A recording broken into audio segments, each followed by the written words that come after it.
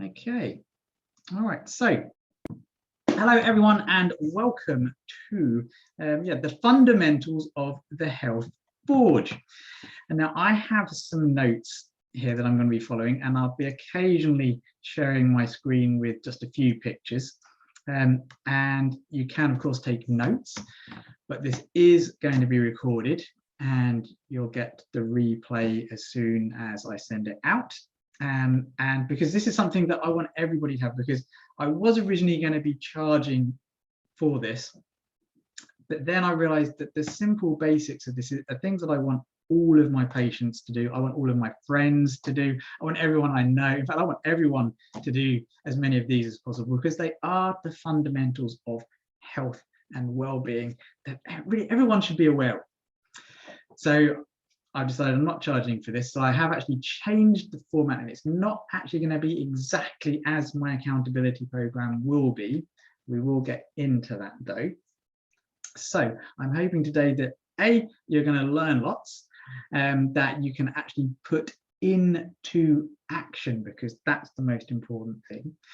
I'm going to show you how you can actually make sure you put these things into action, because I'm going to be covering how to form habits and then how to get rid of habits as well. So it's not just about getting the habits I'm going to talk about. And then I'm going to go through sort of what the ongoing program may be, should you wish.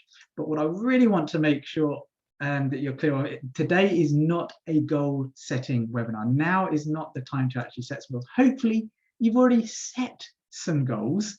So if you have already set some goals, feel free to stick some goals down that you're doing in the chat, because yeah, I'd love to know, and maybe other people have got the same goals as you as well. So if you do have any goals, any questions as we go along, put them in the chat. Feel free to actually interact with people as well. Who knows, you may even make some friends here, because sometimes that does happen. So first of all, accountability. Accountability, before I get into some of the habits, some of the fundamental habits. Why accountability? Why have I been going on about accountability? Well, if you've been reading my emails and you're here, it's because you already know that in order for people to actually follow through on things, they need a bit of a nudge. They need a coach. I have two coaches, three coaches actually. I certainly have one when it comes to actually the nitty-gritty of health, of nutrition. So yes, I know a lot. Yes, I've studied a lot with nutrition and health in general, but I have a coach that I can turn to who I think knows a lot more than I do, or knows more about specific areas that I need to learn more of. So I've had a few coaches over the years, and I'm accountable to them because I pay them money in order not just to learn stuff, but to have them to keep me always learning and moving forwards. I also have a coach when it comes to my general health and life plan, not my general health, my general life, and keeping me going in the direction that I want to, because I know that if it's just left to me, I can tend to get off track all the time, and he keeps me on track, and he keeps on sort of kicking me and getting me to do things that I need to do to make my life go the way that I want it to go. But when it comes to health, there only seems to be really sort of the only accountability people get is if they join a gym and get a personal trainer. And that's why I really started this, is because we know that people who go to gyms, most people stop going to the gym pretty quickly. In fact, most people who join a gym only tend to go once or twice, and that's it. They join it, they pay for a year, and they go once or twice, and then they never get going. It's just amazing. And when it comes to New Year's habits, if you saw the email I sent out yesterday, it's by the 3rd Sunday of January, most people have given up on their yearly health goals. And so I want to make sure that people blow through that and go through the entire year, so they actually get to achieve what they want to be. Because having some kind of accountability, whether it's a coach or an accountability partner, actually helps you maintain your goals and helps you reach them, and it can make the entire process more enjoyable because it becomes more fun. And again, I'll cover a little bit of that at the end. So why, first of all, should you maybe listen to me when it comes to accountability? Apart from the fact that you possibly already trust me with your health already, why me? Well, apart from having spent thousands and thousands of pounds on actually learning about health, I've actually taken the time over the last year, 2 years, maybe a bit longer, but especially over the last year and a half, to actually find the best health accountability program out there and learn directly from it. And now, luckily, I know the guy that runs one of the most expensive health coaching programs on the planet, a guy called Dr. Isaac Jones, and he charges, don't worry, I'm not going to be charging this, he charges between $30,000 and $50,000 for an experience that lasts 6 months. And that's basically one-to-one coaching with him for 6 months. And he takes people through a series of things. It's called the CLEAR program. It takes them through a series of different processes that over the course of 6 months installs habits, change people's lives. And he has a lot of very rich clients and a lot of good word of mouth. And he started teaching people how he did these things.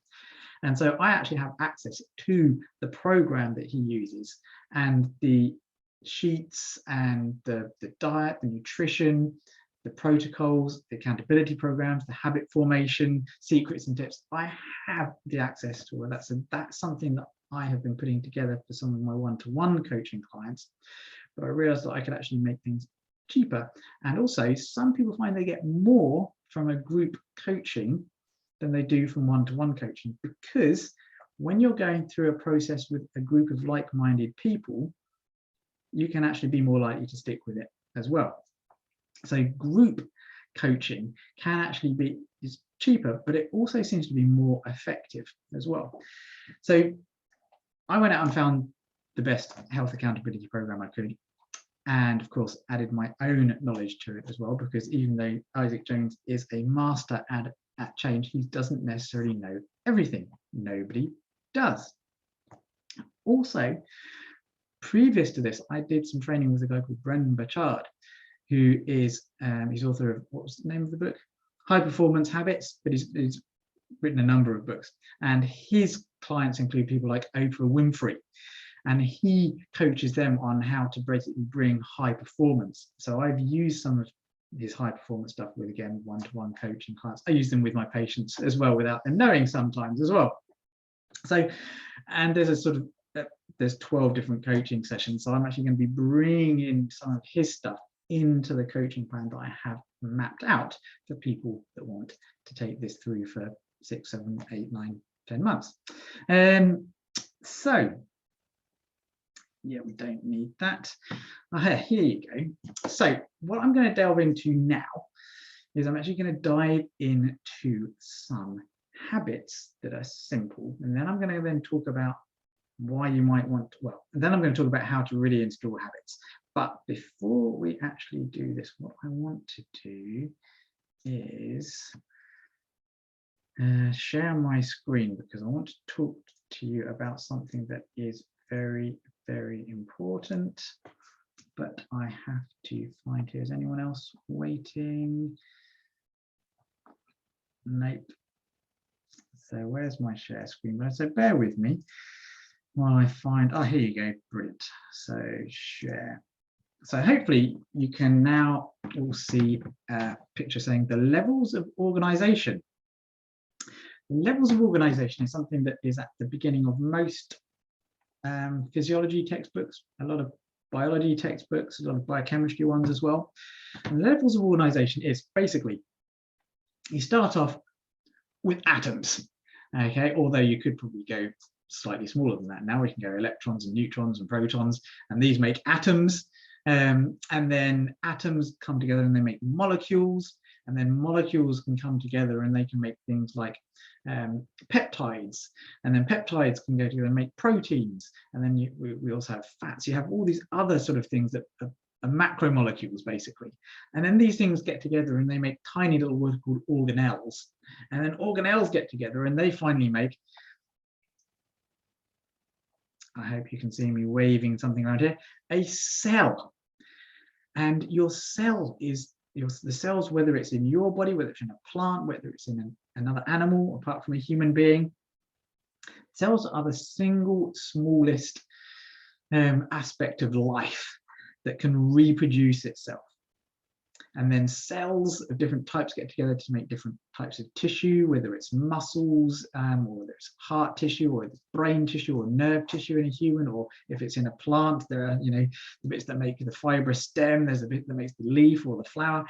Different cells make different tissues, and then tissues get together and they can make organs. And I like this particular picture because they actually had some skeletal organs here. They had the skull. It is the muscle, the bones are basically organs, and they're made of cells.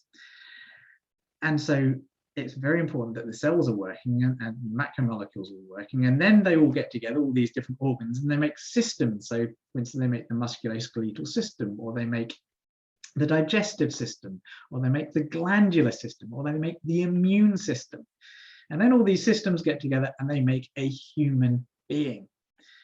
And when you as a human get sick, okay, you may have like a sprained muscle, but it's not all your muscles don't sprain, all your bones don't actually fall to pieces, all your immune system doesn't actually fall to pieces. It's just part of that system. It may be one organ or one muscle or one aspect of the system.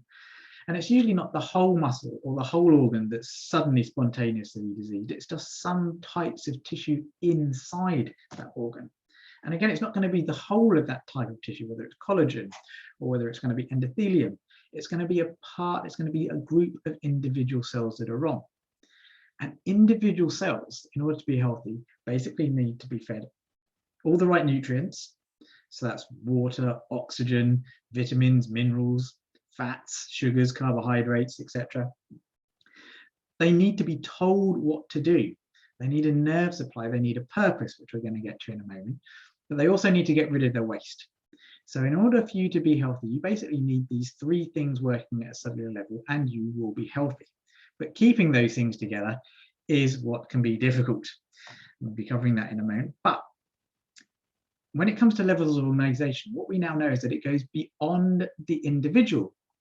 And we know that beyond the actual populate, beyond the organism, we actually have population and community. And then we have, I've got to change this because I can't see the whole thing. Can I get rid of this? I have to press this button over here. There you go. Then you have the ecosystem, you have the biome, they have the entire planet, the biosphere. And we know, I mean, hopefully we're all now aware that the environment actually affects our health. But we also, our community and the people around us affect our health as well. And we know that what we think actually affects down to our cellular levels. And this is our purpose. Our purpose can actually change the way that individual cells work. So it's very important that we don't just think when it comes to our health, we don't just think about what we're eating and how we're moving. We do think about the environment and we do think about the people we surround ourselves with. These are all very important. So in order to organize all these levels of organization, there is, let me just stop sharing.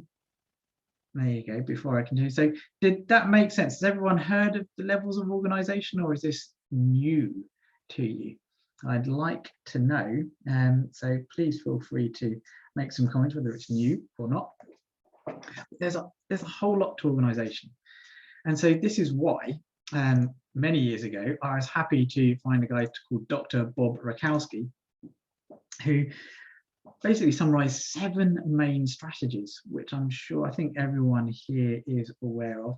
The 7 main strategies called the Magnificent 7 Health Heroes, or health strategies, which are think right, talk right, which there's 2 aspects to talking about. There's outer communication, which is kind of an extension of thinking right, and there's inner communication, so all your nerves, as your nervous system working, are your hormones working properly. There's lots of other communication systems in the body as well. Yeah, thank you, Mags. So there's all kinds of things happening inside of our system. I mean, let's just get, where's Magnificent 7 course? We want Reestablish communication. There we go. And then I'm just going to go to share again. Here we go, share, reestablish communication. Here we go. So reestablishing communication. So talk right. This is part of the Magnificent 7 Health Heroes. This is part of a training course that I did a number of years ago that I originally made for my patients, but turned out practitioners love this as well, and it put them back in love with treating and working with patients. So when it comes to communication, there's external and internal communication. There's your thoughts, your nerves, your hormones, what's called your endocannabinoid system, which is why cannabis works. So there's the light system, there's what's called the carbon-based redox system. There's also the peptide system, there's also the microbiome inside of us as well, which is really important. And so when it comes to internal communication, there's all kinds of things that you can learn about and work on. And this is something that I teach inside the Magnificent 7 program. So there's a lot to it. There's a lot to it. But I digress. So you have think right, talk right. And then you have, sorry, but look back at myself, think right, talk right. Then you've got drink right and eat right, or hydration and what you're eating. And I actually, in one of the modules I did on the magazine, as consume right, put them together, and I go through what you should be eating, how you should be eating, why there are lots of different kinds of diets, because there's no one diet that's good for you.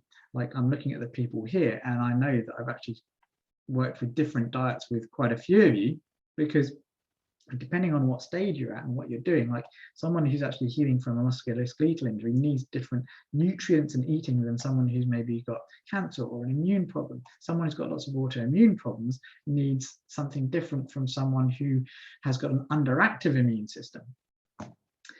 And also, if you're training to do a marathon, you need a different diet than if you're a bodybuilder. And in different times of year, we need different types of food for our metabolism to really work, the temperature and the environment that we're in. So there are therapeutic diets, there are healing diets, and there's actual natural diet variation that should happen. And these are all things I teach in the Magnificent 7 system.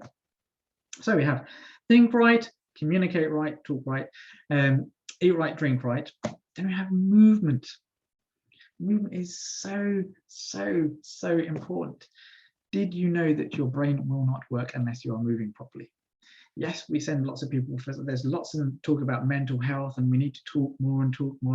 That may be true. But if you're not exercising, your brain will not work properly. And also, if you don't feed your brain the right nutrients, it won't work properly. But also, your blood sugar may actually not be right if your thinking isn't straight. It all kind of goes around in a circle, which is why it's good to have all 7. So you've got move right, then you've got sleep right, which for some people is the thing that can actually change everything when you get it right. Sleep right and getting enough sleep and recharging and repairing and resting, because all these things are important, because after you exercise, it's actually important to rest and repair so you can rebuild. And then you have detoxification, the end process. Once you put stuff in, stuff must come out. And yes, you can detox emotionally, you can detox from the internet, you can detox from the environment, you can detox from your friends, and you can detox your body. And there's all kinds of different processes in detoxification as well, which I teach a huge amount of in the detox poop right module. And it's not just about your bowels, your kidneys are also very important, but also your skin. Did you know that some toxins only leave your body through sweat? And so if you're not sweating from exercise, then, but you're eating right and you are exercising but you're not actually sweating, then don't expect to be as healthy as someone who actually sweats on a regular basis. And there are other ways to actually stretch, to detox. Okay, I think that's all there. So yeah, that's all 7. Okay, so let's get on with the super simple 7, okay, which I think are the actual fundamentals. And let's go back to that. So, because I made a list and then I didn't actually open it up.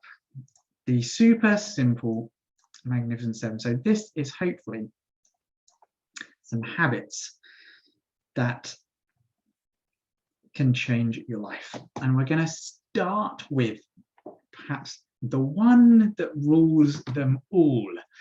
Okay, so think right. Yes, I've just spoken about how you've got to move in order to get your brain working properly, but thinking right. Now, when it comes to thinking right, there are all kinds of different tools for getting your system to think right.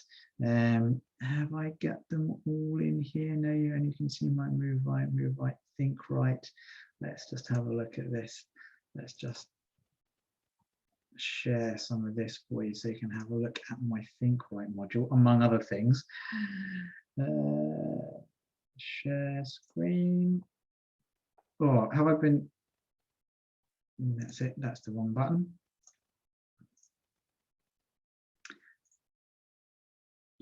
Sometimes. Share screen. So we want to go to the think right. Here we go. So when it comes to thinking right, okay, we have thousands and thousands of thoughts a day, okay, and there's all kinds of different ways to basically get your brain working, to understand your psychology, your philosophy. I get dig into why you believe, different kinds of thinking tools, yes, food and supplements, meditation techniques, psycho-cybernetics, affirmations, brain tap technology, breathing techniques, questions, self-knowing. There's all kinds of different things. There's 4 different types of thinking tools. There's all kinds of things when it comes to thinking right, to help yourself get over stress and work out who you are. There's all kinds of different ways and different tricks and things to get through that. So there's a lot. Okay, I'm telling you as well. But the number one thing to work on is quite simply gratitude. I've spoken about this before, but I really want to hit this home with everybody. Practicing gratitude, being grateful for what you have, has a tremendous effect, very simply and very easily. Experiments have shown that simply by spending 5 minutes once a week, and maybe even less, and just writing down 3 to 5 things that you are grateful for, that you feel blessed to have in your life, whether it's a friend or whether it's something that happened to you in the past, or whether you're grateful for green tea. And you actually really feel the gratitude as well. So it's not about just writing down, I'm grateful for green tea, I'm grateful for my wife, I'm grateful for my husband, I'm grateful for my kids, or my whatever. Actually feel that gratitude. Like, I really did feel the gratitude for the green tea, because it is really quite nice. Okay. And green tea's got all kinds of communication properties and anti-inflammatory properties as well. So I really appreciate the green tea, because I know what's going in there. It's not just the flavor and the taste. I know the goodness that the green tea does for me. So when you practice gratitude really properly and deeply, even just once a week, 3 things, 5 minutes, if you do this for just 6 to 8 weeks, it has been shown that you're going to be 25% happier.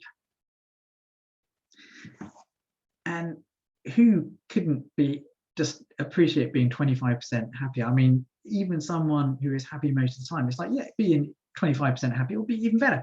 And when you are happier, all kinds of other things happen in your body. Different kinds of molecules start actually processing in different ways.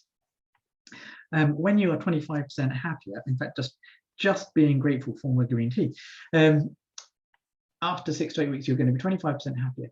You are more likely to eat healthy food and choose healthier habits. Just by practicing gratitude, other habits are more likely to fall in place. You're going to be exercising 33% more. People who practice gratitude exercise 33% more. And there's something that, again, just happens. When you feel gratitude, you are actually physically stronger. You feel less pain. You heal faster when you practice gratitude, and you sleep. You have up to 30 minutes more quality sleep per night when you start practicing gratitude, even if you just do it once a week. So one thing for you to do is put in your diary, yes, write down in your diary, 1 day a week when you're going to sit down and you're going to practice gratitude for 5 minutes, because that's all you have to do. But of course, if you want it to be really good, then you can start creating a morning routine, which is something that I teach in my habits lifestyle course as well, is actually how to make a perfect morning routine. And so if you start practicing gratitude every morning, or almost every morning, If just 6 to 8 weeks can make you 25% happier, what happens if you actually practice gratitude not once a week, but 7 times a week? What could possibly happen to your entire system? What other habits would fall in place if you just practiced gratitude? So gratitude. I hope you're grateful that I share that with you. And if you're not already in the habit of practice of doing a gratitude journal, then maybe time is to actually start doing that. I'm going to get rid of that because you don't need that and you don't need that. So next, so that was think right. Talk right. Yes. So when it comes to communication, okay, what I've actually done is I've actually kind of sort of these kind of merges with eat right in some ways. And I've actually put down a few different simple things that can be done. And I actually ended up not deciding on the one simple one to actually do when it came to communication. Oh, which is annoying me. Improving, that's because I originally wrote this for people with blood pressure, and it was improved nitric oxide. Now, but I'm not going to put that today. What the simplest thing that you can do to help improve your communication is probably take a probiotic. If this is something that you are not currently doing, so this is not free, but it is cheap and it is something to vary. Okay, and it does tie in very much with the next thing that I'm going to talk about. Okay, and I think this is the only thing I'm going to talk about. This may be the only thing I'm going to be talking about that might cost you some money. Is take a probiotic, and there are different kinds of probiotics. And what we've found is that the bacteria that live in our body, okay, they live in our gut, they live in a small intestine, they live in our bowels, they live in our mouth, they live on our skin, and different areas of our body actually have different bacteria that should be living there. And what we have found out is that, for instance, as it was done on breast cancer, actually, they found out that by sampling breast tissue and the bacteria that were living on the tissue, they found out that different types of bacteria that live on the tissue are related to different kinds of cancer, just like they also found it the same in the bowel as well. Different types of bacteria are related to either more or less cancer. But what they found out, that worse than having the wrong type of bacteria, having no bacteria was actually related to the worst prognosis totally when it came to breast cancer. And they haven't done the same experiment yet with others, but they found that bacteria, the right kind of bacteria, don't just sit there, they actually seem to communicate with our cells by making our cells work properly. And we've now realized that the DNA, which is basically the blueprints of our body, there's more bacterial DNA than there is our own DNA. And there's lots of what's called RNA. People are now have heard of mRNA thanks to the COVID and the COVID vaccines, but there's more bacterial. There's a lot. Well, no, there's not more bacteria. There's about 15% of our RNA in our body is floating around the blood is actually bacterial RNA, and there's also fungal RNA as well. We've now found out as well, and all these different RNAs from the different things that we should be communicating with, not just in the outside, but internal communication, actually does rely on our bacteria, and that's why you should take a probiotic, and it ties in very well with the next one. Okay. The number one habit when it comes to, well, actually there's two habits actually, but the number one when it comes to eating food. Okay, one is chew your food. Okay, make sure you chew your food so much that it's liquid before you eat it, and this is going to actually make your digestion easier. It's going to allow you to get more nutrients from the food. But the number one habit you can have in your food is having more fiber. Eating more fiber is the number one thing that actually helps you have the right gut bacteria. But if you haven't got the right gut bacteria in your gut in the first place, it does actually help to have right probiotics, because we also know that that's why I wanted a probiotic, because again, we now know that there are what are called psychobiotics. So these, which basically means there's bacteria that should be living in your gut that actually communicate with your brain and make you happier and more focused and easier to stick to good habits. So there are a range of mood probiotics. So yes, my thoughts have come back clearly. I haven't been taking my probiotics today, but I don't take probiotics all the time. Okay, that's why I was kind of, but yeah, it does actually tie in, because fiber is the #1 thing that you can do. Increasing your fiber, doubling your fiber, even if you have lots of fiber in your diet, actually doubling it will actually have more benefit. And this comes from studies on identical twins. Twins who have identical genetics. They found out that the biggest health difference between them was actually, their health wasn't their genetic, their health was more to do with what they were eating, and in particular the variety of food and the fiber, the amount of fiber that they had was the #1 driver of their health differences. More than, because you have two twins and they're identical genetically, but they can have different health, and it's because they have different lifestyles.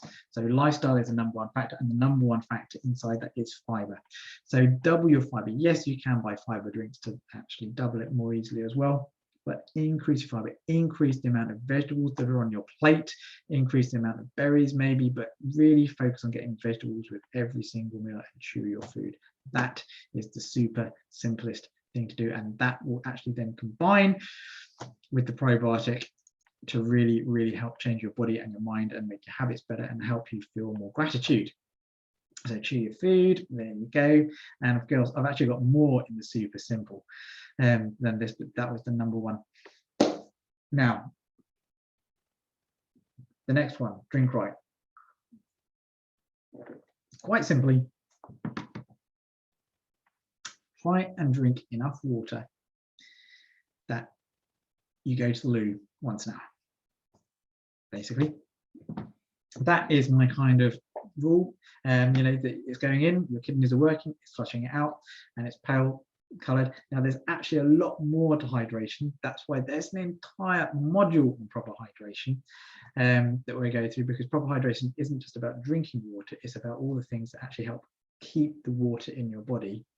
So it actually goes into your skin and helps keep you young. It gets into your brain and stops your brain from dehydrating and feeling grumpy. It's into your muscles to actually give your muscle shape. It gets into your tendons and, yes, even your bones as well. So proper hydration is about more than drinking water. But for the sake of the super simple 7, about one habit to do is make sure you're drinking maybe a glass of water every hour, or a cup of water every hour. But if you're finding that you're going to the loo lots, or you think you may have some kind of kidney problems, then yeah, seek help. I'm just admitting someone else in. I hope that's all making sense. I hope you're getting something very useful from this so far. There is more to come, I can assure you. So super simple. Move. And I didn't write it down. Oh, why did I not write it down? Okay, so when it comes to movement, the simplest, the best habit to have is get enough steps. And the magic number for brain health, where is it? 5,642. I'm going to take a copy of that. 5,642. Today's stuff, super simple. Move, there you go. Yes, it was found that people who walk 5,642 steps a day have like a significant amount less depression, basically. It's really, really, really quite astounding that it came down to such a specific amount. So yes, people talk about 10,000. Okay, but if you're finding 10,000 to get, basically aim for 5,500 to 6,000, because it seems to make all the difference if you can get, what was that number again? 5,642 steps a day. That actually fights depression. And again, if you can get your mind on your side, it makes all the other habits easier to get onto. So far we have practicing gratitude, very easy, makes you 25% happier after 6 weeks. If you keep your body if you put in a probiotic and the right fibers, that's also going to feed your brain and make it easier for you to create other habits. And walking, if you know that you only have to have 5,642 steps a day rather than 10,000, it's going to make your life a little bit easier. Now, there are other movement habits that are even easier than that. I shared one last week, but they're really called mewing. If you didn't get the mewing video, then let me know. I'm going to get back to that at the end, or no, I'm not going to go into mewing into too much detail. Now, next, we're not going to go to sleep. We're going to go to detoxification. Now, there's all kinds of ways that you can actually help detox your body. There's an entire model on different ways to detox. There are all kinds of different cleanses. There are cleanses to get your bowels moving properly. There are things to help your kidneys. There are things to help your liver. There's things to actually help what's called true cellular detox, which is a 90-day process. There are 7-day detox. There's all kinds of things you can do to detox. And it's so important. Everyone today is toxic. And if you just even did a simple, well, I say simple, an intense 7-day detox, so many people feel so much better when they do it properly. But the number one thing that you can do to detox, there are so many different choices. There are so many different choices. Increasing your fiber, which was a super simple one from it, that's actually going to aid you getting rid of toxins from your body. Simply going organic as well will actually stop the amount of toxins going into your body and help the amount of toxins going out. But if you wanted something really, really simple and cheap, okay, increase the amount of ginger you're having. Yes, quite simply, increase the amount of ginger you're having. Ginger has been shown to help get rid of various heavy metals from our body, and most people have got too many heavy metals in their body. Ginger has a number of other health benefits as well. Okay, and the good news is you don't have to have ginger as a spice. You can just, again, you can grate some ginger, put it in some hot water and make a ginger drink. Some people like, or you can add ginger to green tea. That's actually very nice as well. But say you don't like ginger, then you can actually just buy a ginger pill. Very, very cheap, 10 quid for about 90, it may even be less, maybe £5 or £6 for 90, and just take one a day, or take one with every meal. Ginger is anti-inflammatory, but it also helps detoxification. And in some people, just taking ginger can actually just help people's life improve. Now, there are lots of other things. There's certainly things that are a lot more in depth than that. But if you wanted something really, really, really simple, on top of just having fiber, because that's going to help. Okay, and if you're ready to spend a few more pounds, then just have more ginger. If you like the taste of ginger, then just have a ginger drink with your meals, or drink ginger throughout the day for a week, see how you feel, or just get a ginger tablet. And then finally, sleep. Okay, I've already said one way to get more sleep at the beginning is just practice gratitude. That's why I said gratitude. That's the one habit that kind of ties things together is gratitude. Okay. Oh, question here: how much ginger and basically ginger taste to as much as you like the taste of. It's very simple when it comes to the taste of ginger. But the reason I like actually having it in pill form is because then I can take 2 or 3 pills a few times a day when I'm actually trying to use ginger to up a certain process in my body. But certainly when it comes to actually just having the spice, just have it to taste and have as much as you like for a week or two. After a while, you may decide to change because you've had enough of ginger for a while, but just to taste. That's all you need. Just do what you like so it's easy to stick with.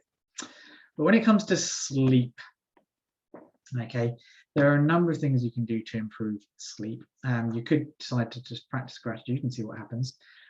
Giving up alcohol for 1 month, if you're an alcohol drinker, that has a huge improvement on sleep. If you drink caffeine and swear that caffeine doesn't stop you sleeping, just stop drinking caffeine before. Make sure you stop drinking caffeine by sort of lunchtime, because it has been shown that even if you are sleeping properly, your melatonin production goes down at night. So one habit is practice gratitude. Second habit is stop having caffeine after lunchtime. Third one, if you are drinking alcohol on a daily basis and you want to try not drinking alcohol for a month, which is easy for someone like me because I hardly drink alcohol. I like alcohol, I do drink it, but it's easy for me to not drink it for months. But just try and get 30 minutes more sleep a night, and try and get between 7 and 8 hours. But if you just try and add 30 more minutes sleep and just see what that does to your body. So those are the really super simple sort of things to do. Is just practice gratitude, number one. Really, really important. Take a probiotic. Chew your food or increase fiber. You can do both, or you can just choose one. Someone, I can hear someone. I'm just going to mute that. There we go. So we have, where am I? Yeah, it's true. Drink, yeah, just drink enough water that you're peeing every hour. Move, go for 5,642 steps a day. Detox, you could choose to go organic, or just have some ginger, or you could just choose that it's going to be the increasing fiber that's going to be your detox simple habit, because then it's less habits to actually do. And sleep, try and get some more sleep, which could happen naturally from practicing gratitude, or you could do something like give up alcohol, or just try and get half an hour more sleep by going to bed earlier. Now, what I really want to do is talk about the foundational four, and then also what I call the fifth element. Okay, now, because yes, I've given you 7 hymns, but this is about the fundamentals and the foundations. Now, if you are building a building and you're looking at the very beginnings of a skyscraper, the very first thing they do before they build up is they build down. They build deep foundations. They dig deep foundations. The foundations are the basis upon which everything else actually happens. And it's whether you're building a building or whether it comes to health.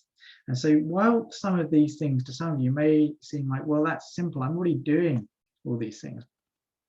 But are you actually doing them? Are you really doing them? Are you doing all of these basics? Are you doing them every day or even every week? Or are you just doing them a little bit at a time? And the fundamentals and the foundations, again, there's a coach now, and we're in the UK here, so when it comes to basketball, we probably haven't heard of a guy called John Wooden. But in America, John Wooden is basically, he is the best coach. He's like the Alex Ferguson, basically.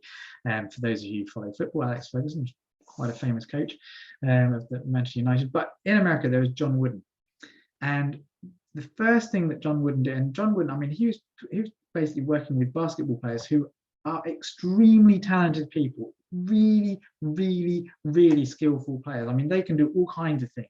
Okay, and he won like 9 out of 10 championships 10 years straight. I mean, it's just 9 out of 10 over a 10-year period. I mean, he was absolutely amazing. And the very first thing he would teach his basketball players to do, no matter who they were at the beginning of the season, he'd teach them how to put on their socks. And like me, and like the basketball players, what do you mean you're going to teach us how to put on our socks?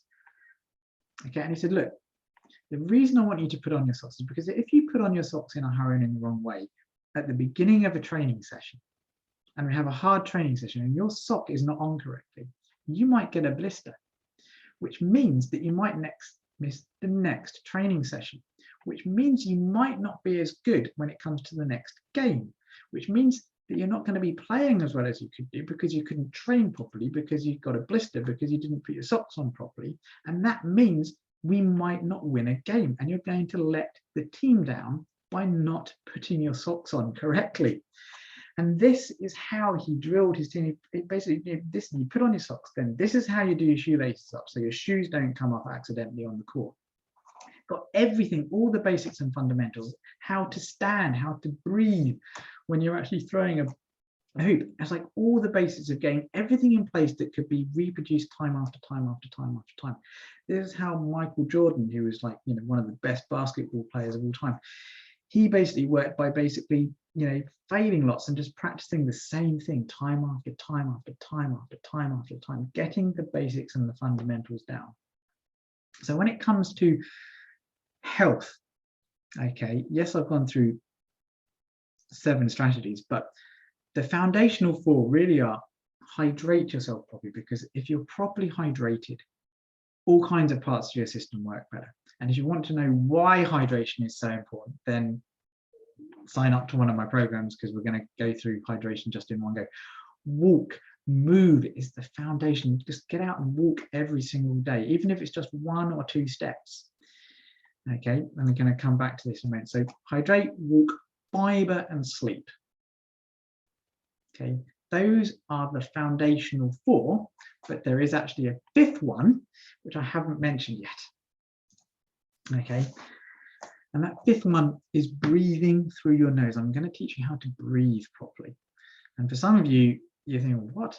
Okay, but if you are not breathing consistently through your nose, all kinds of other things go wrong with your body. And there are entire courses on breathing. I did an entire course on breathing about 3 months ago.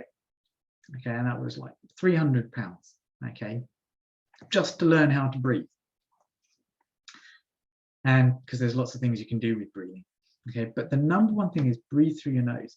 Now, if you are a mouth breather, it actually changes the entire physiology of your body. If you're a mouth breather, you're more likely to be in pain, you're more likely to be overweight, you're more likely to snore, you're more likely to be diabetic. There's all kinds of things that happen because your nose actually, if you cut your nose off, okay, there's all kinds of other things back here. There's a kind of system of things that happen, like when you breathe through your nose, the air is moisturized and it's warmed up more than if you breathe through your mouth. So because the air is warmed up and moisturized, it actually interacts in your lungs better, and you get more oxygen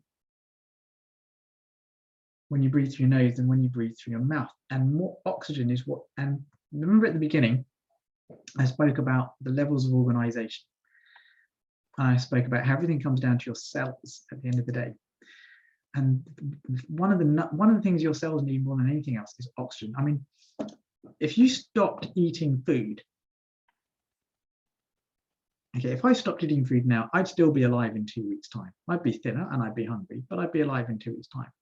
In experiments with obese people in America, people didn't eat for an entire year and they were still alive. Yes, breathing is very important, Jodie. So yeah, we can stop eating and we can live a very long time. We can stop exercising and we can live for a very long time. I mean, how many people do we know sit down all the time? And and it's never too late to rebuild muscle, by the way. So we could stop moving and we'll live a very long time. We could stop drinking water, and after about 3 days, we'd need to drink more, otherwise we'd probably die. But if you stop breathing, if we all stop breathing right now, most of us within a couple of minutes, most of us here probably within a minute, we'd be so desperate to breathe again. Okay, whereas when it comes to eating, most of us could put up without eating for a couple of minutes quite easily. Most of us could quite easily put up without exercising for, some people don't exercise ever. But try stopping breathing. So when you're going to breathe through your nose, because you'll get more oxygen, your cells are going to have more energy. And if your cells have more energy, they're more likely to have all the things they need to do the right things, like get up and exercise, make better choices, digest food properly, lower blood sugar, burn fat. So breathe through your nose, because you wouldn't try and eat food through your nose. Okay, your mouth is for chewing, your nose is for breathing. You don't chew, you don't try and get food through here. So don't breathe through here. Okay, so practice breathing through your nose. And so the most important thing is keep your tongue. It's like kind of put the flat of your tongue up to the roof of your mouth, kind of swallow and suck. So it creates a bit of negative pressure, so it keeps your tongue up to the roof of your mouth. And this is also going to help over time build up your nasal cavities and actually help the airways as well. And that's called, and then when you practice it with something, it's called mewing. If you didn't see the mewing video, email me, reach out to me, or just go to YouTube and look up mewing, M-E-W-I-N-G, mewing. Okay, and you'll see lots of videos about breathing, but it's very important. Breathe through your nose. There are all kinds of other different breathing techniques that you can use, but please, if you're not breathing through your nose most of the day, you're never going to be as healthy as someone who is breathing through the nose all the time, and it can make huge difference. So that was the fifth element. So make sure you're hydrated, make sure you get enough sleep, walk, breathe through your nose, and get enough fiber. Those really are the foundations, and if you work on those 5 things, you are going to make a big difference in your life if you just concentrate on those 5 things. Most people, that will fix a lot of problems. So I hope, so that's the habits, but now let me present to you how to make a habit. No, I don't want that. And how to break a habit, or how to make making a habit easier.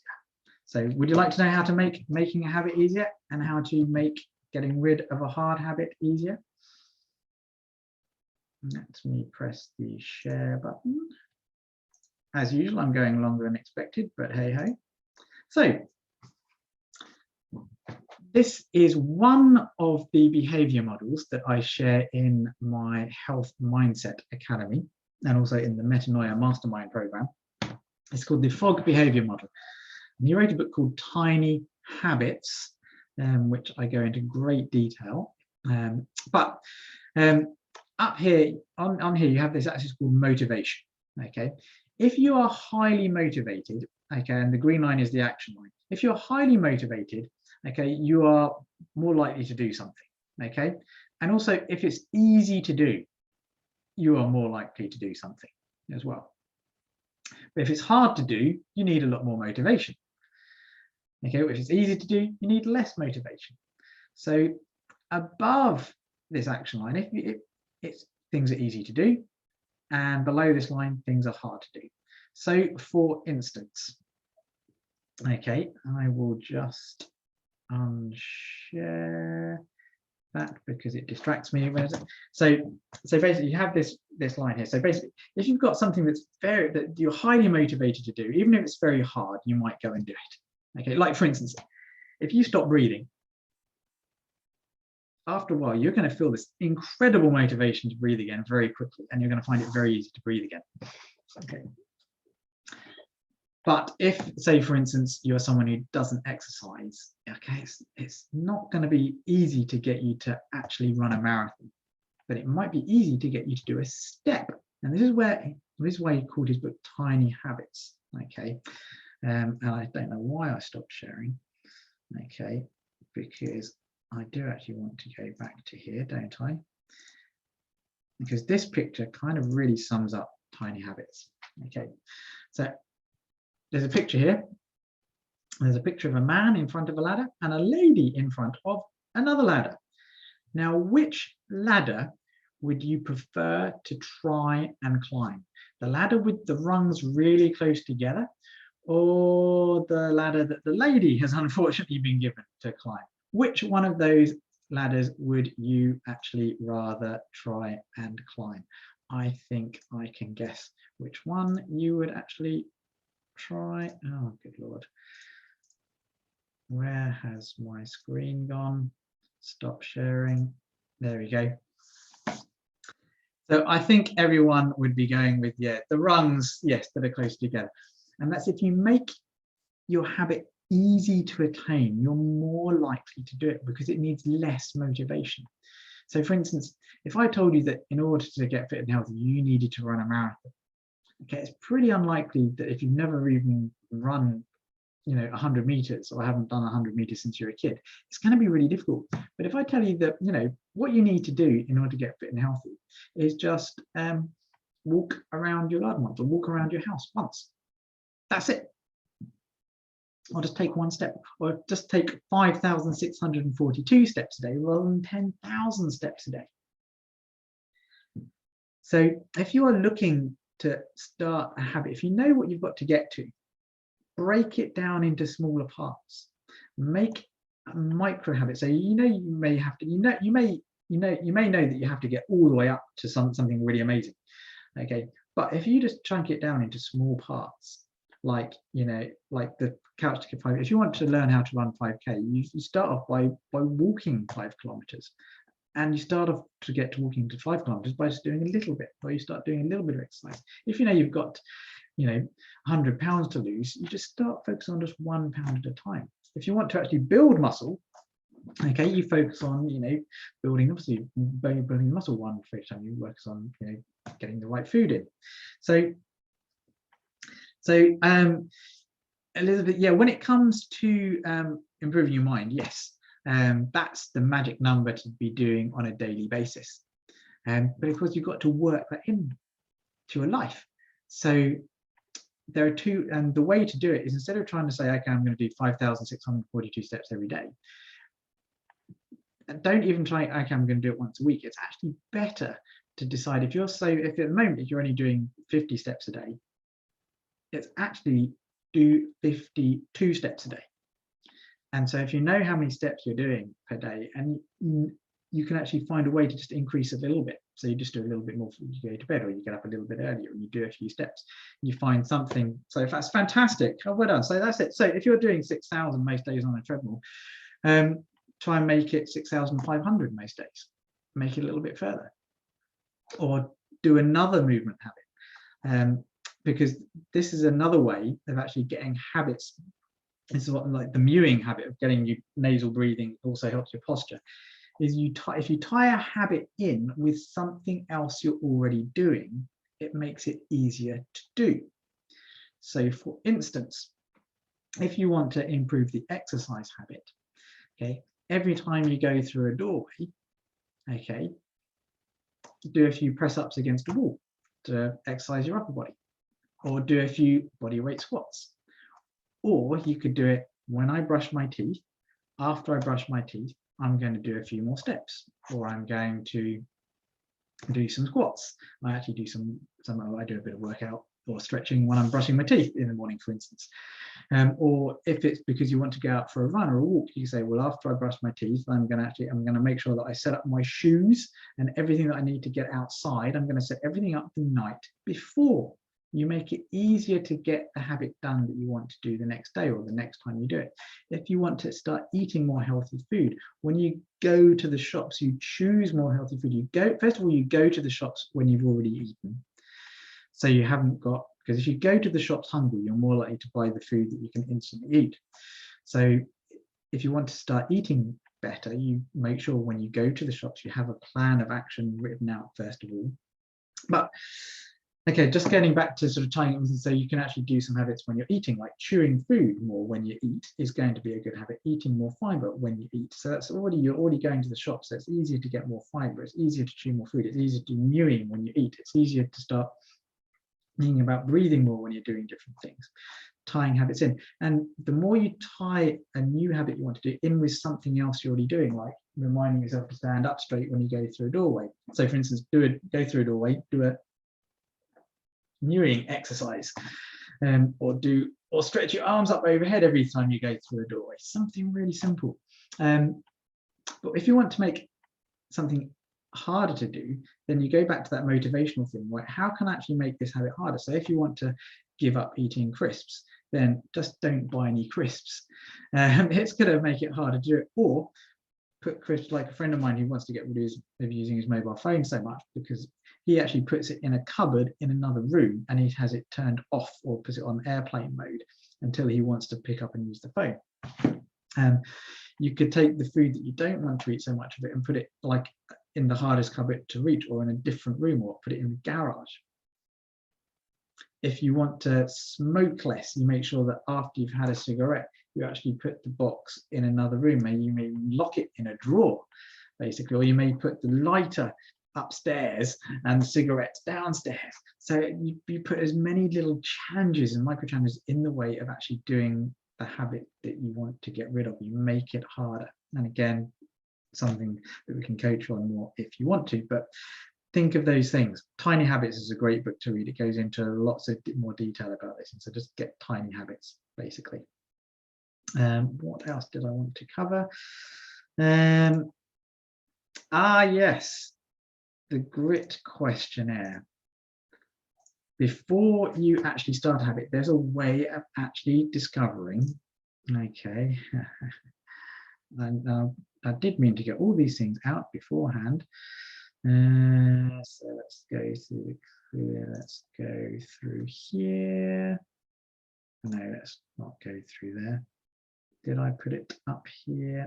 Accountability, file, grit.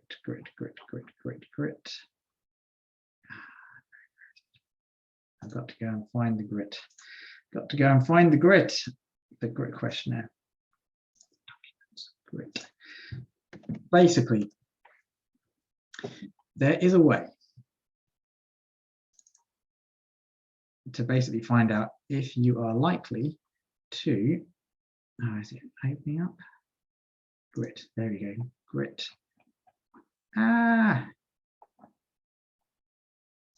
Unbelievable. Sorry, I had more patience than I was prepared for. The grit questionnaire, you can actually, I'll put a link in here, and it's also going to be sent out when I send out the replay as well, because I always go on for much longer than I expect. The grit questionnaire. Here you go. You can download the grit questionnaire there. I'll put it in the chat. But the grit questionnaire, I'll read it out to you. Okay. In fact, I can share the screen as well. That makes even more sense. Share screen. Boom, boom, boom. Grit. Here you go. Grit questionnaire. Share. Okay, so the grit scale. It's a number of questions. Directions for taking the grit scale. Please respond to the following 8 items. Be honest, there's no right or wrong answer. Okay, new ideas and projects sometimes distract me from previous ones. Very much like me, mostly like me, somewhat like me, not much like me, not at all like me. Setbacks don't discourage me. I've been obsessed with a certain idea or project for a short time, but later lost interest. I'm a hard worker. I often set a goal, but later choose to peruse a different one. So there's 8 questions basically, and you score yourself, and basically what your score is basically pretty much tells you how much grit you have, and especially if you apply it to something at hand, this can actually tell you whether you're likely to succeed in anything. And now the good news is there's something that I use, it's called the success habits or the success indicator chart from Brendan Pickard, and it basically breaks down all the different things you need to actually create a project or a habit. And so there's ways to actually improve your grit. So if you take the grit questionnaire and you find out that you're lacking in grit, there are ways to build your grit. And there's all kinds of research that's been on that. And it's one of the things that, again, I can help people with, and that we do sort of tend to do as we go through. And one way to build grit, which is what I wanted to talk about as well, to make a habit more stickable, is celebration. I forgot to put this in my notes, but it's very important because I did want to talk about it. Is when you actually do the habit, especially the micro habit, like walking an extra step, chewing your food, doing the Mew exercise, lifting some weights, going to the gym, eating nothing but vegetables all day long. Whatever it is your goal is, okay, each micro habit, each time you do it, you want to celebrate. You actually want to take a breath in. You want to be grateful. You want to celebrate inside yourself. You can even write out a checklist of the number of times a day that you actually want to do this habit, and you can put a tick box in it and celebrate and feel happy. And especially if you actually stand up, if you celebrate just by standing up, putting your hands on your hips and striking what's called a power pose. So a Wonder Woman pose or a Superman pose. There's a great YouTube video by Dr. Cutty, and she's done lots of research on this. Basically, striking a power pose regularly actually makes you more confident. It increases dopamine, it increases your ability to think and lead. But also, if you celebrate multiple times a day, it actually makes you more likely to keep on carrying out that habit because you've rewarded yourself. So celebration of the micro habits is another way to make sure you keep up with those micro habits and changing. So celebration, and again, there's entire books and things written about celebration. I've just recently went through about an hour all about how to celebrate properly. But but stand up, strike a power pose, breathe in and out through your nose, celebrate basically whenever you actually achieve a habit. So, right, now that is okay it for the main things I wanted to cover. I wanted to cover levels of organization, the power of accountability. I've gone through 7 different habits for each of the Magnificent 7. I've gone through the foundational 4, which is make sure you hydrate properly, walk, fiber, sleep, and start nasal breathing. I've gone through tiny habits.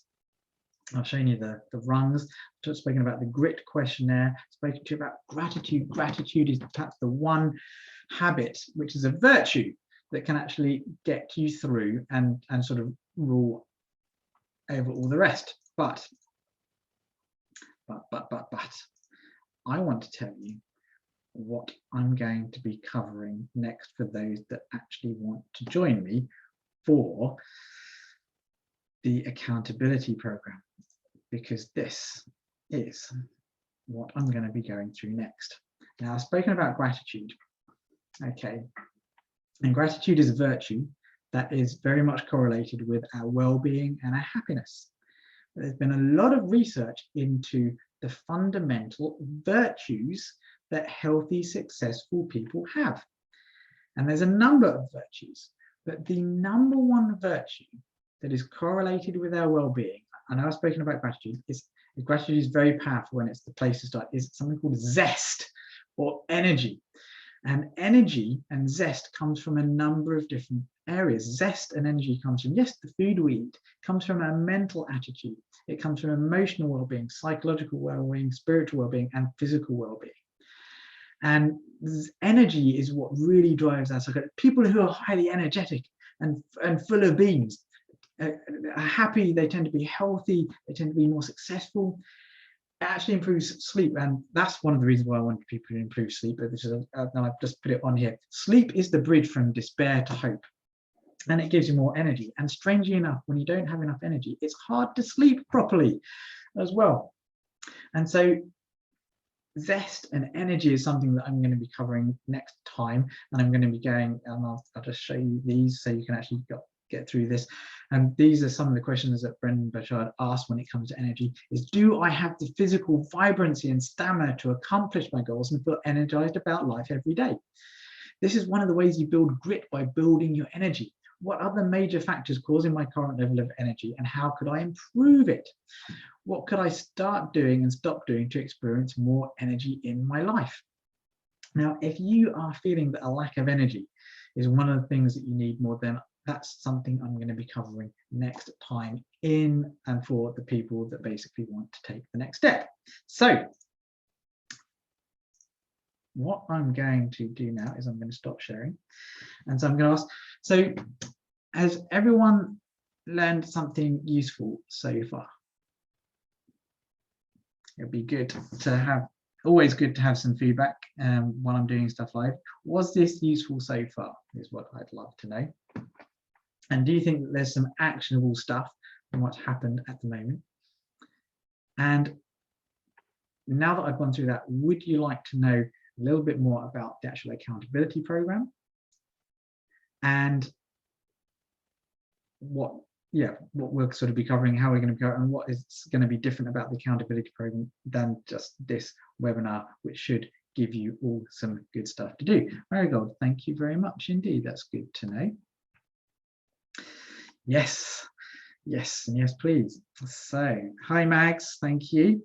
So let's go back to sharing the screen, because again, one of the things that I found is keeping things simple is actually one of the best ways to get people working properly. So the accountability program, okay, is basically, I'm taking Dr. Isaac Doan's CLEAR program, which again in UK pounds would be £22,200 if you wanted to work with Isaac specifically. So I'm taking a lot of the stuff that he uses, and I was actually going to, I'll bring some of that up for you in a moment. But also we're going to be going through my Magnificent 7 training program. So basically each month, what's going to happen is I'm going to take probably a part of the Magnificent Seven or something that's to do with the Magnificent, and apply the Magnificent Seven to this one. So the next one's going to be about energy and zest, because you can bring in so many things with energy and zest, and it ties in well. I'm going to bring in parts from my Health Mindset Academy, which I'll show you a bit more about in a moment. The Metanoia Mastermind, the 7-week anti-aging program. But each month, there's going to be nutritional plans and different cleanses to do. It may not give you I'm not going to give you a plan of what to eat every day for the month.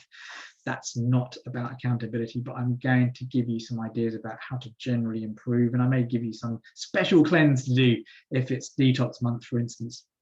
I might go through some different exercises, simple stuff like mewing. So like, for instance, when you go through stuff on foundational movements, I might start about foundational training, the way you want to do the founder every day. But I'm going to be bringing in stuff from Brendan Burchardt's Peak Performance Coaching, as well as Dr. Isaac Jones' Clear program. And there's going to be a monthly accountability document, which I'll show to you in a moment, a monthly momentum mastermind, both the check-in sheet and actually a Zoom as well. And I'm just going to stop the share there. Because with accountability, it's not just about telling you what to do, because that's not accountability at all. Accountability is you decide what it is you want to do. So I'm going to give you some hints and some tips every month, because I personally find that one of the best, I like to exercise, and I do different exercise I change my exercise routine every 3 months because I get bored. And when it comes to health, there's an awful lot. If you all knew everything that I knew and applied it all, you wouldn't need me. And if I applied everything that I knew, I wouldn't need coaches myself, because I know everything that I need to do, but I still don't do it. This is why I have coaches.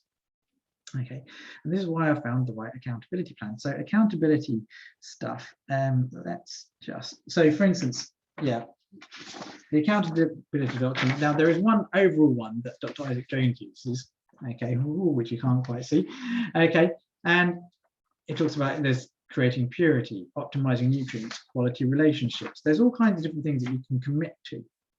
What I'm looking at doing is basically writing a slightly different monthly one, and you can also have your own one for like long term. If you have a 6-month plan, okay, this is what I'm going to be doing, this is what I want to get towards, and you can fill in the details, and it makes it a little bit more personalized to you. But then at the end, okay, there's, because you sign everything, you write it all out, you share it, okay, but you choose an accountability partner, okay, and that's not me, okay. You have to find someone else. I mean, you're going to be accountable to people in this group. You could team up with somebody in this group as well, but I'm going to get to accountability partner in a moment as well.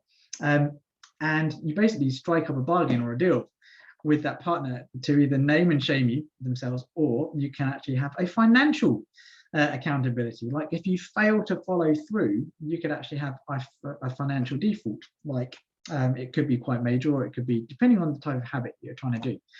So when it comes to that, I'm going to have some training on how to actually make you a bit more accountability. But then we're going to have a momentum tracker, which is basically asking you before you do the next one, how are you doing in different areas of your life. I'm going to use some of Brendan Burchardt's stuff. It's like, how are you doing this? How are you doing this? How are you scoring yourself? How are you scoring yourself? So you're literally scoring yourself in the Magnificent Seven, which is one of the things that I might actually use. If you've all done the Magnificent Seven lifestyle thing, we're going to look at improving that. Okay, but we're going to look at every month checking in with yourself, seeing that you're actually going forwards with it. You're going to have a partner to work with as well, and I'm going to be giving you information from the Clear program and Brendan Burchardt's stuff as well, to basically try and find ways to motivate you differently, work also because everyone's going to be a bit different as well. And so we're going to have something at the beginning of the month and something at the end of the month. So something at the beginning of the month, this is to do. At the end of the month, check in, what are the difficulties, how I've done, maybe work through some kinks. I'm also going to have a Facebook group for those of you that are on Facebook, so that, or I might use Telegram, which is another app which is not Facebook, and you don't actually have to put in pictures and stuff. It's just so I might use Telegram as a another way. So I haven't actually decided. I might have a vote on it. Basically, it's Telegram is an app you can put on your phone, and it's basically for chatting, and it's another way to basically try and be accountable throughout the month if you have questions coming up. I like Facebook because I'm already using Facebook lots. So there's going to be me actually dishing out some stuff at the beginning, you filling in some forms every single month, okay, to track your progress as well as having things to do. So would you like to know how much this is going to cost? I'm sure you would, because I can't do this for free. So basically, it's not going to be £22,000, okay? It's going to be £99 a month for the first 3 months, okay? And then it's going to be £197 a month, either on standing order, okay, or if you aren't going to go on a standing order, then prepay 3 months at a time if it's going to be on card or something like that, because yeah, it's just easier for me that way. Now there's no actual time. You don't, I'm not going to tie people in for a year or anything like that. I want this to be something that people like and they think, you know what, this has been a good month, I want to do another month, this is working for me. I would recommend committing for 3 months, which is why I've made it to £99 a month for the first 3 months. And also, because accountability is about having a partner, you can bring a friend, your accountability partner, for free. So basically, if they do want this whole process, you can just split this between you, or you can just give them the bits of information you want them to have. It's up to you whether you want to pay for somebody else to have this, whether you want to split the cost, or whether you're going to just allow them to have the bits of information that you want. Okay, so that is all I wanted to share. I hope that's been useful. I hope I've piqued some interest. And are there any questions? Because what I'm going to do now is I'm actually going to stop recording, because I know some people don't actually want to appear live indefinitely for the ever and ever. So I'm going to stop recording now. Okay, yes. And for everyone watching replay, if you have questions, reach out to me. And yeah, reach out to me if you'd like to be held accountable. Bye for now.